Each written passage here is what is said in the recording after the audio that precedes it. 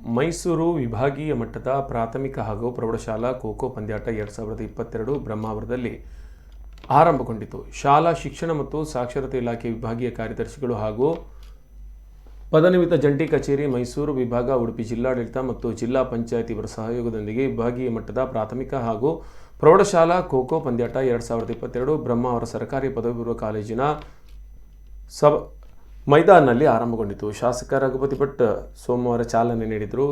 ಸೋಮವಾರ ಮತ್ತು ಮಂಗಳವಾರ 2 ದಿನ 4 ಅಂಗಣಗಳಲ್ಲಿ ಈ ಒಂದು ಹೊನಲು ಬೆಳಕಿನ ಪಂದ್ಯಾಟ ನಡೆಯುತ್ತೆ. ಮೈಸೂರು ವಿಭಾಗದ 32 ಶಾಲೆಯ 32 ತಂಡಗಳಲ್ಲಿ 14 ವಯೋಮಾನದ ಬಾಲಕರ ಮತ್ತು ಬಾಲಕಿಯರ ತಲಾ 8 ತಂಡ ಮತ್ತು 17 ವಯೋಮಿತಿಯ ಬಾಲಕರ ಮತ್ತು ಬಾಲಕಿಯರ ತಲಾ 8 ತಂಡ ಆಗಮಿಸಿದ್ದು 150 ಕ್ರೀಡಾ ಅಧಿಕಾರಿಗಳು ಭಾಗವಹಿಸಿದ್ದಾರೆ. ಬ್ರಹ್ಮಾವರ ತಾಲೂಕು ಖೋ-ಖೋ ಅಸೋಸಿಯೇಷನ್ ಅಧ್ಯಕ್ಷ ಸುದರ್ಶನ್ ಹೆಗ್ಡೆ, ಗಣ್ಯರಾದ ಬಿಡ್ತಿ ರಾಜೇಶ್ ಶೆಟ್ಟಿ, ಭಾಸ್ಕರ್ ರೈ, ದೇವಾನಂದ ನಾಯಕ್, ಸದಾನಂದ ವಾರಂಬಳ್ಳಿ, ಜಿಲ್ಲಾ ದೈಹಿಕ ಶಿಕ್ಷಣಾಧಿಕಾರಿ ರಘುನಾಥ್, ಕ್ಷೇತ್ರ ಶಿಕ್ಷಣಾಧಿಕಾರಿ ರಂಗನಾಥ್, ಪದ್ಮಾವತಿ, ಉಪ ಪ್ರಾಂಶುಪಾಲೆ ಬಿಟಿ ನಾಯ್ಕ್ ಉಪಸ್ಥಿತರಿದ್ದರು.